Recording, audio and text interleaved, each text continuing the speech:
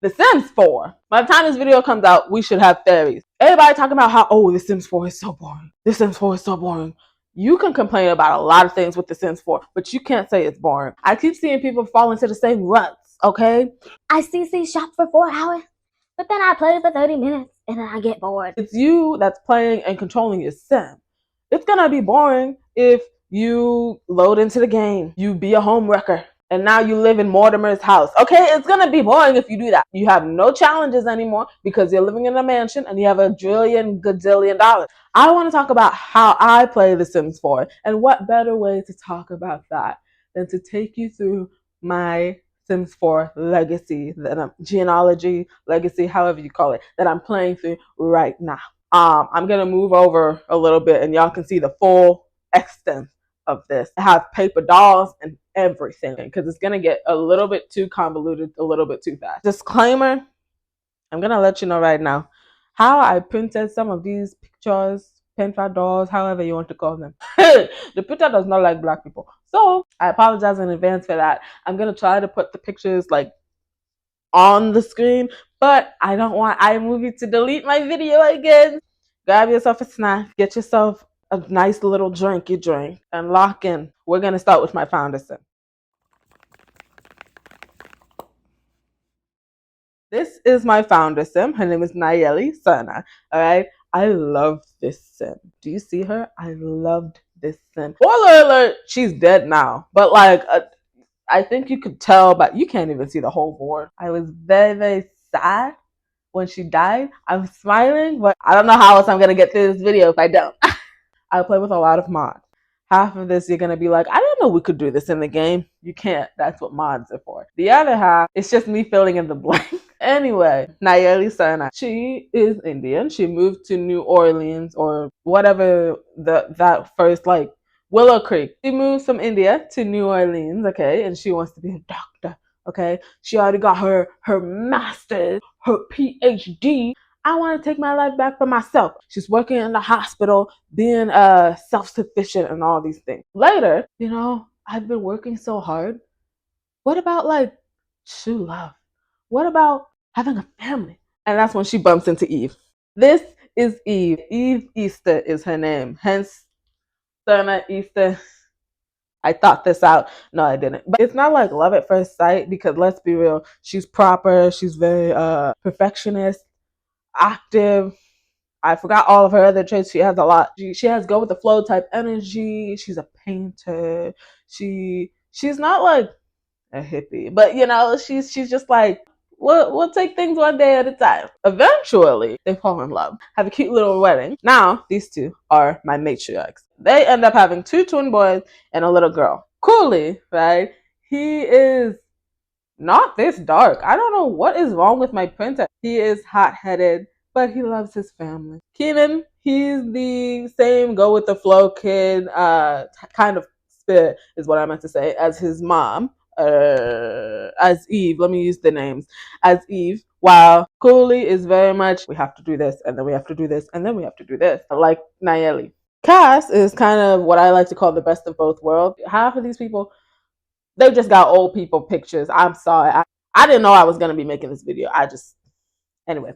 Cooley, in high school, he ends up meeting Kayoi Nishidake. While he's hot-headed, she's super sweet and is always there to calm him down. Eventually, right out of high school, because he's super, super smart, he ends up getting a really nice programmer job, engineering programmer, something type of like that. So the 2 of them end up getting married, and then they end up moving to her hometown in Japan. With his older twin brother being gone, right? He is kind of directionless in life a little bit. He ends up going to this kind of like graffiti spot that him and his friends used to go to when they were younger. He ends up getting caught by the police because it was Keenan's first offense, right? He gets a slap on the wrist. Everything's fine. Everything's cute, cutesy cool. But the arresting officer happens to think that he's quite cute. Meet Kyle Carlson. So in addition to letting him go, he also lets him go with his phone number, and these 2 start dating. When Keenan brought Kyle home, Cass was actually the first one to welcome him home, and I thought that was really cute because she's just a little girl. And she's just like, hi, welcome to the family. And eventually, right, Kyle does end up moving in with them.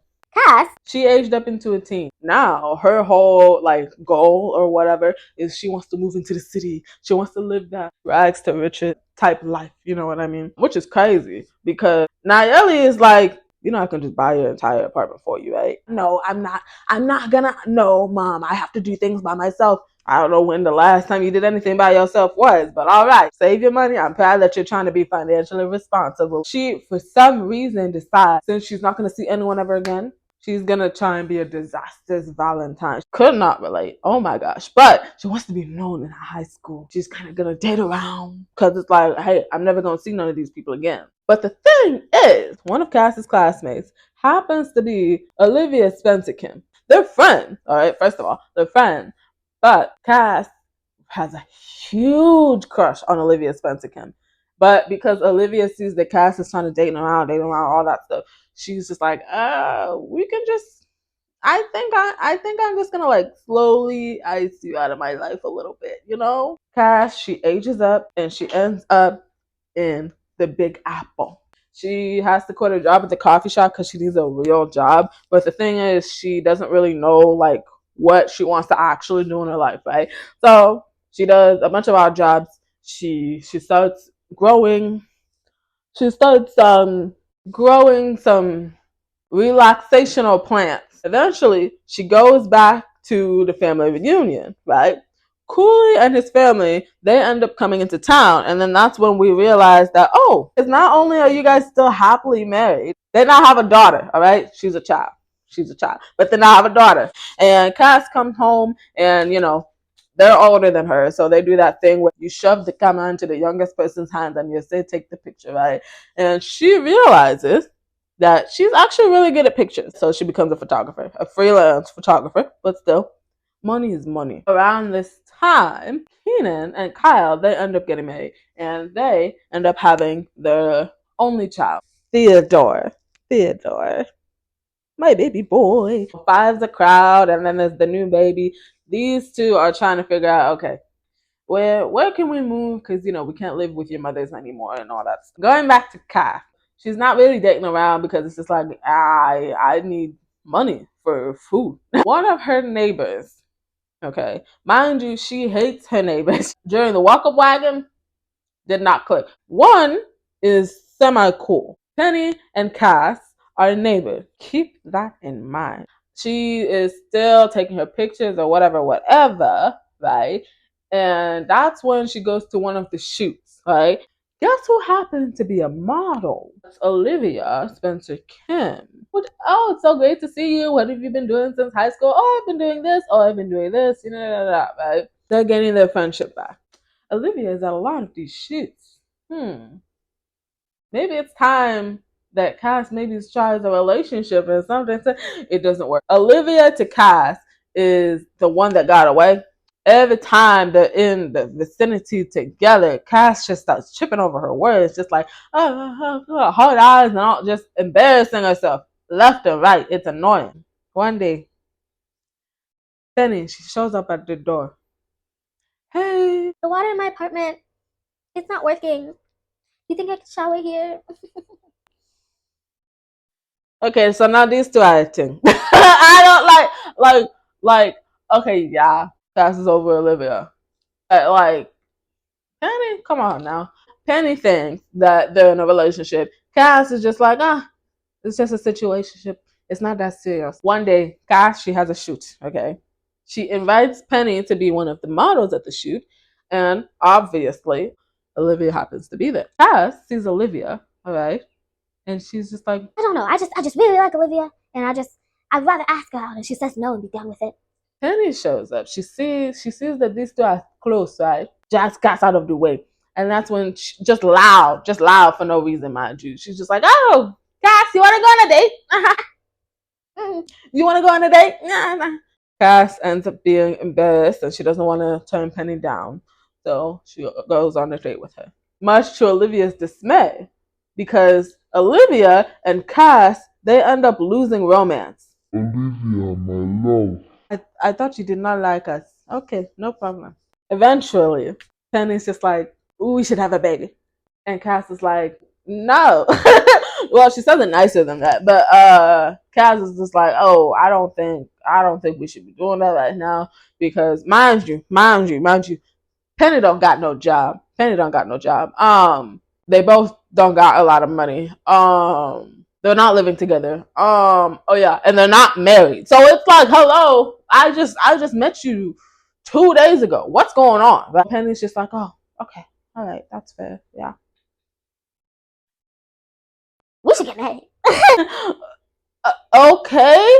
Cass agrees. Why? Cass agrees her and Penny get married. I already knew. Me. Look.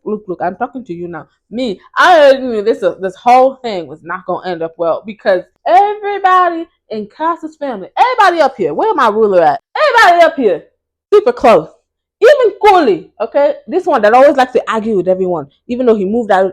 Where did he move to? Japan. Even though he moved to Japan, he's still close with everybody. You want to go and get married to Penny without even introducing her to your family. Penny and Cass, they end up eloping. Cass and Penny, they move in together. Well, they moved in together right before they got married, which is just like okay. So now they've been married for about 3 days. Well, here's a tip: change the time setting. Okay.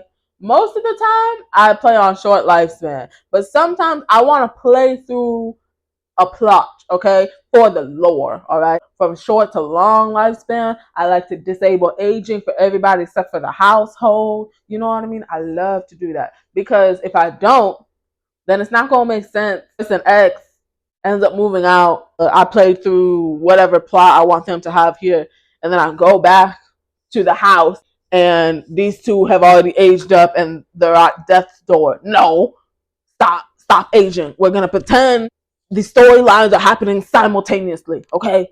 Anyway, so they've been married for about 3 days, which is like maybe a couple months in real life, right? Here come Penny again talking about some. We should have a baby. And that's when Cass is like, okay, genuinely, I don't think that's a really good idea because again, Penny don't got no job, right? We're living in a really small apartment, and I don't know, right? Penny's just like, oh, okay. She leaves one day. Penny just comes back. She brings a baby with her. Penny comes back with a baby. Pretend this old man is the baby, but Penny comes back with a baby. His name is Ellis Surna-Easter. What had happened was when Cass was in her youngin' days, all right, Cass had these gorgeous locks, bro, gorgeous locks. When she got older, she cut them, obviously, but she had these gorgeous red locks. And Penny stole her soft brush and took a couple of her hairs and went and genetically modified or created whatever and created this baby. So this baby, this Ellis, all right, is biologically their son. That's a crime, right? I feel like that's a crime. All right, let's check in with everybody else real quick. Cooley and Coyote, they're still married, okay, still lovey-dovey. They're so cute, it's disgusting, right? They have Carly, their firstborn daughter, and also the first granddaughter to Naeli and Eve. Coyote actually is pregnant by this time with the second-born granddaughter. Them is going to be important much later. Keenan and Kyle, they eventually did move out with their son. Keenan, he's in the athlete career, and then Kyle is still a cop. So you know they ain't got no money. Even Nayeli, they're living their best life. Cass is now helping to raise the baby because that's her baby. By this point, that's when I realized, oh, it's Penny's birthday. Penny blows out the candle. And then she ages up into an elder. Are you following? Are you following? Penny Pizzazz is a criminal for context, right? Penny is about the same age as Cass's mom, Nayeli. That's old and that's just wrong. She just wanted a descendant. Penny starts being so mean to Cass for no reason. That means that Cass has to come home and be like, oh, I'm so sorry. What Cass is about to do, I don't condone, but I understand why. It's a shoot where she has control over the models. She invites Olivia. Click, click, click, click. The other girl leaves. The assistant photographer leaves, all that. So now these two are alone together. She's confessing to Olivia. And Olivia, like, waves her off. So Cass, she's like, okay, you know what? I tried. So as she's like leaving out, she passes the staff kitchen. Olivia is in there. And Olivia pulls her into the staff kitchen and they start making out. Mind you, married, not happily though. Cash, she pulls away because loyalty trait, her loyalty is torn. This is the one that got away. But this is the wife. She seems nice. She stole my DNA and now we have a baby and I'm tied to her. Sometime later, Cass confesses to Penny that she cheated. Penny was in the right for this. She issues a divorce. Okay, I forgot about this. When these two ended up first moving in together, right now, the two of them, they lived in Penny's apartment. Cass is kind of like a grand gesture type person. So she took all of the money that she saved, surprised Penny in their apartment. All new furniture, everything's paid for. So even though the apartment is in Penny's name, everything in there belongs to Cass. So when they end up getting a divorce, Penny is the one that moves out, which is crazy to me because it's like, hey, it's under your name, babe. You don't have to move out. And she actually moves across the hall into the ratty apartment that Cass used to live in. The baby ended up doing this thing. It was just like, okay, go across the hall to your mom, sweet. So the baby is hallway hopping. Cass has the baby, all right? And because Penny is jealous and mean, honestly, those were her new traits that she developed while I was playing with them. And at her big age, she starts blasting music across the hall. The baby trying to sleep, okay? I get that you mad at me, but this is your kid that you wanted. You are not about to make it so that I have to stay up putting this child back to sleep. No. So Cass, she puts on her big girl pants, because mind you, she has not been standing up to Penny for like pretty much the latter half of their marriage. So she goes across the hall. You're not about to keep the baby up. I can't believe that I was married to you. You tricked me, you trapped me, you did everything in the book. Turn the music down. And then Penny gets a heart attack and dies. Cass is literally just standing there in the hallway in disbelief, just like, oh. It's not funny. It's not funny. So she takes her grave. Not funny. Anyway, Cass is just left with this baby who is an old man right now, but she's left with this baby and it's like, I don't think I can do this by myself. She sold a bunch of Penny stuff in the divorce, so she has like a little bit of a cushion. Let me just say this: when Penny died, I was in like genuine disbelief. I wasn't sad, but I was still just like, "Are you serious?" She had a heart attack and died. That's crazy. You get yelled at for the first time in your life and you die. Cass is trying to make do because by this point she's a single mom. Coincidentally, Olivia comes over. Olivia is basically trying to be like, hey, what are we, bro? Cass, who is grieving, right? Cass is like, I don't think I'm in the right place to go on a date right now because, and I'm so sorry I didn't tell you this, but I've been married this entire time. My now ex-wife is now dead. Olivia is shocked by this, obviously. They're stronger than me. But they end up working through it. They go through couples therapy and all that stuff. So they end up moving in together. They have their really nice relationship. Olivia ends up adopting baby Ellis as a care dependent. Cass is like, you know what? I need to actually introduce you to the rest of my family. I have to. Because I want to do things right this time. Everybody gets introduced to Olivia. And then everybody in Olivia's family, too, gets introduced to Cass. Mama number one and mama number two, they think that baby Ellis is these two child. Cass never corrects them, but it's fine. It's fine. Nobody has to know about Penny. It's fine. Because of that, these two end up making plans to get married. I played through the entirety, everything that the wedding pack had to offer because I got it on sale. The engagement dinner, the rehearsal, when wedding dress shopping, all of it, okay? We planned the wedding to be the next year in the middle of like summer. But then I get a notification talking about some Easter. It's about the time to start getting her affairs in order. And I said, there's no way Eve is dying. Also, because Eve is the officiant at their wedding, I was not about to let Eve die, right? So I moved the wedding up a full 2 weeks. The day of the wedding, I don't have no pictures from any of the gameplay. But trust me, it looks cute. Especially because I went and downloaded a really cute gallery lot for a wedding venue. Gorgeous. And then I realized, even though I planned the wedding in the middle of summer, Eve dying meant I moved it up. So now these two are getting married in the middle of winter. So long story short, they almost died on their wedding day. I was very pissed. I had to keep switching and making sure that they don't die. Okay. I even wanted to put them in cold weather outfits that were white. Didn't help. They're married, maybe a year or two passes. That's when Olivia, over that course of time, develops a fear of being cheated on.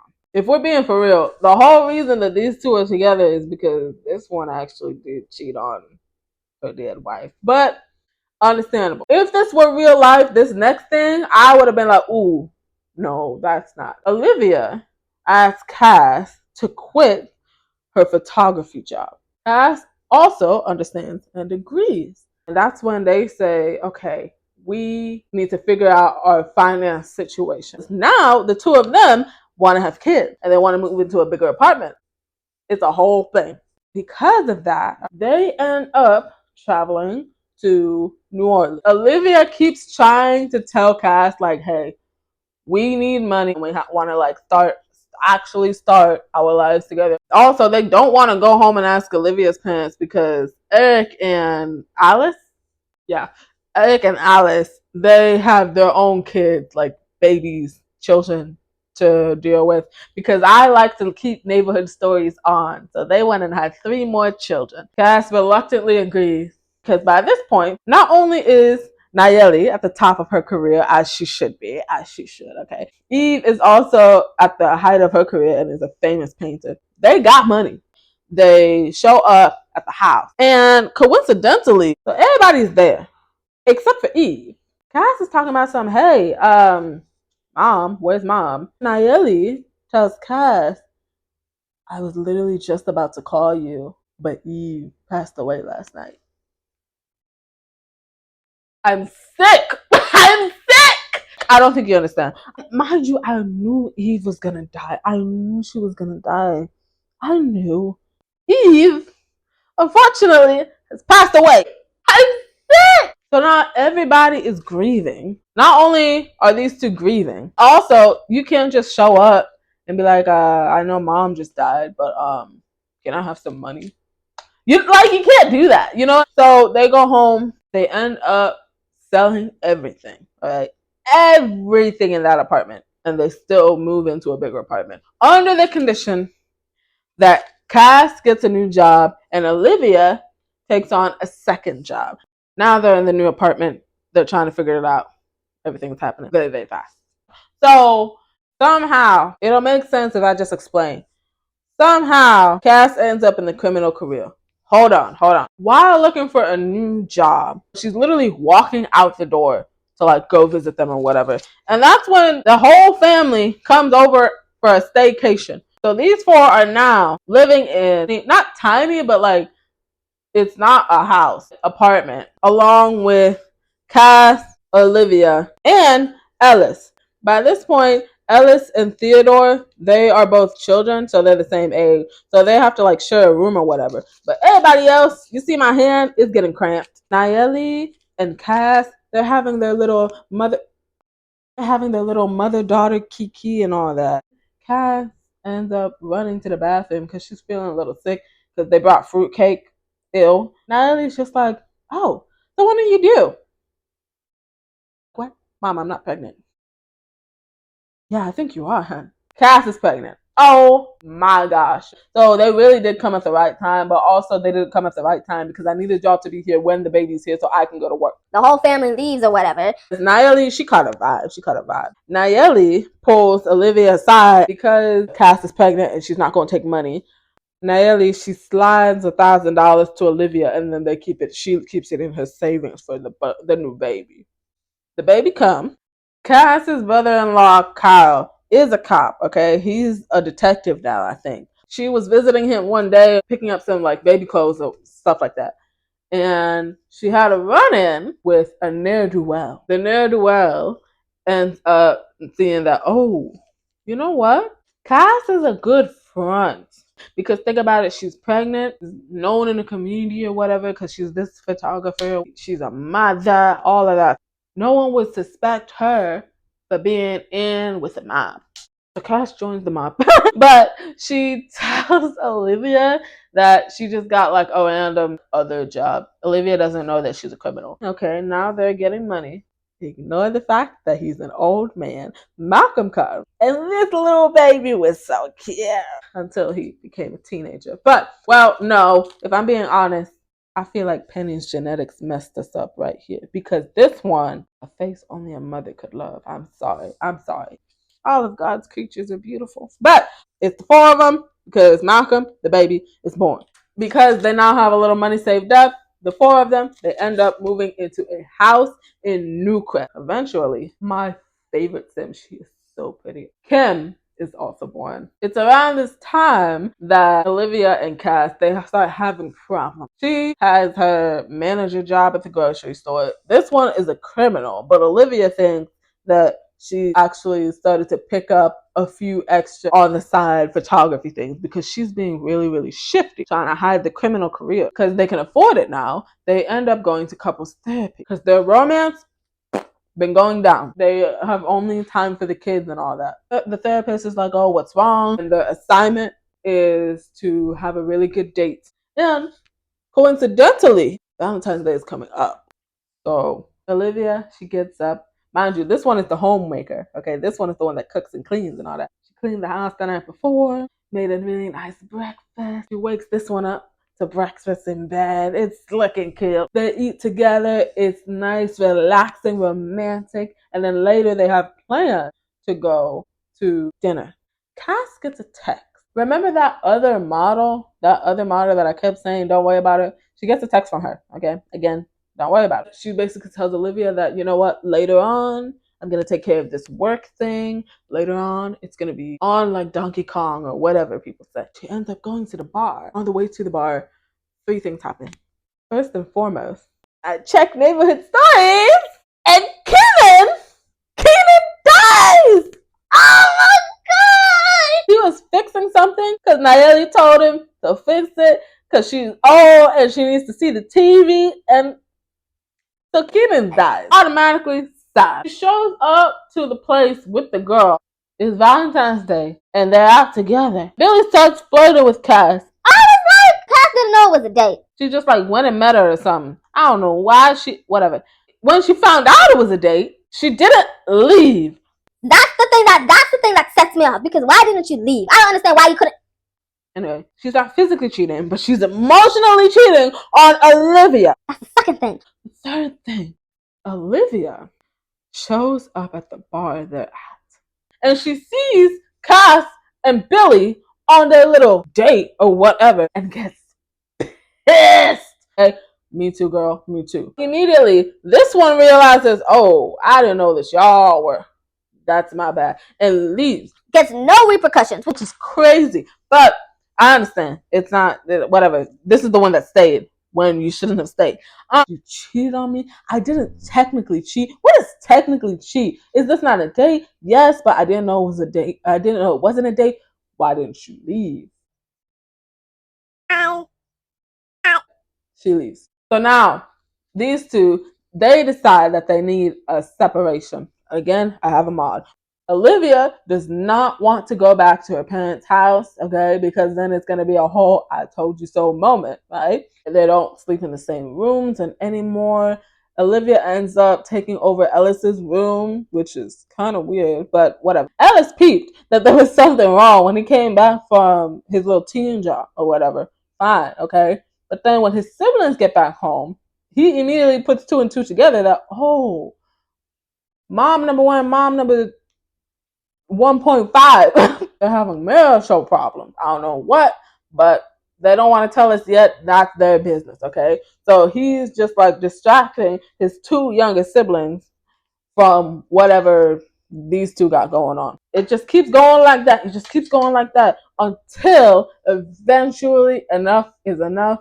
They actually do end up getting divorced. And Olivia is like, I can't do this, and moves back into Olivia's parents' house. I'm going to speed up a little bit and then come back. But Cass does retire and rekindle with Olivia. They don't get remarried again. They do not. But they're at least on good terms. And also, they did tell their kids eventually, but I digress. That concludes the arc That is past surna-easter.